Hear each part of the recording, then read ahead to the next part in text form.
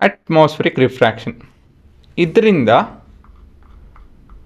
Twinkling of star, apparent shift in position of star ಮತ್ತು early sunset and sunrise ಇವನ್ನೆಲ್ಲ ಅರ್ಥ ಮಾಡ್ಕೊಬೋದು.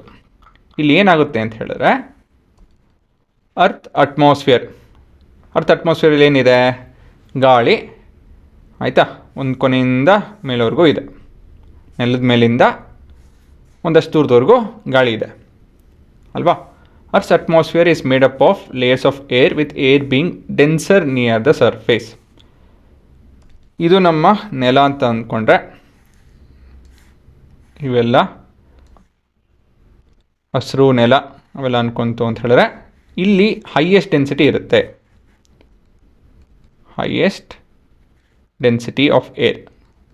Optical density ಇಲ್ಲಿ ಹೆಚ್ಚಿರುತ್ತೆ, ಹೋಗ್ತಾ ಹೋಗ್ತಾ ಹೋಗ್ತಾ ಡೆನ್ಸಿಟಿ ಕಮ್ಮಿ ಆಗುತ್ತೆ.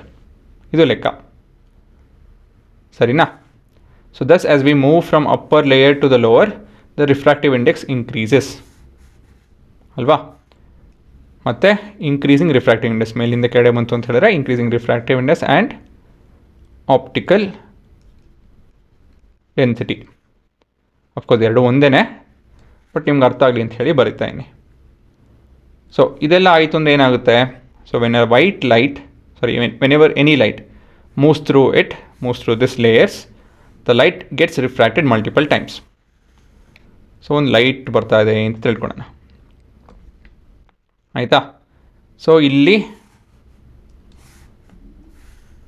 ಡೆನ್ಸಿಟಿ ಚೇಂಜ್ ಆಗ್ತಾಯಿದೆ ಅಂತ ತಿಳ್ಕೊಳ್ಳಿ. So this are imaginary layers. So ಇಲ್ಲೆಲ್ಲ ಡೆನ್ಸಿಟಿ ಚೇಂಜ್ ಆಗ್ತಾಯಿದೆ.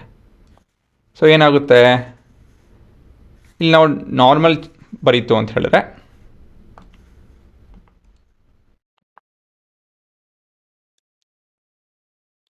ಈ ಲೈಟು ಈ ಥರ ಬೆಂಡ್ ಆಗುತ್ತೆ.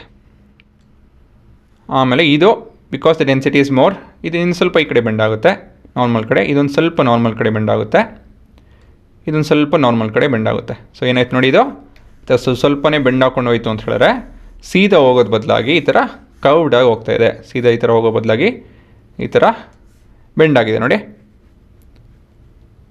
ಅಲ್ವಾ. ಸೊ ಇದು ನಿಮ್ಮ ಎಫೆಕ್ಟ್ ಆಫ್ ಅಟ್ಮಾಸ್ಫಿಯರ್. ಸೊ ಇದಕ್ಕೆ ಅಟ್ಮಾಸ್ಫಿರಿಕ್ ರಿಫ್ರಾಕ್ಷನ್ ಅಂತ ಹೇಳ್ತೀವಿ, bending of light. The cos is atmosphere.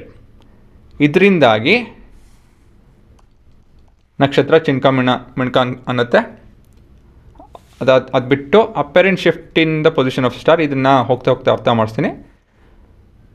ಸೂರ್ಯ ಹುಟ್ಟಿರಲ್ಲ, ಸೂರ್ಯನ ಕಿರಣ ಬಂದಿರುತ್ತೆ ಬೆಳಿಗ್ಗೆ ಹೊತ್ತು ಸಂಜೆ ಹೊತ್ತು ಅಲ್ವಾ. ಸೂರ್ಯ ಮುಳುಗಿದ ಮೇಲೂ ನಮ್ಗೆ ಬೆಳಕಿರುತ್ತೆ. ಏನಕ್ಕೆ ಅಂತ ಹೇಳಿ ಇದನ್ನು ಈ ಟಾಪಿಕ್ಕು ಅರ್ಥ ಮಾಡಿಸುತ್ತೆ ಆಯಿತಾ. The cos is actually this, ಇದೇ ಕಾಸು, ಈ ಟಾಪಿಕಿಂದ ಅರ್ಥ ಮಾಡ್ಕೊತೀವಿ ಆಯಿತಾ.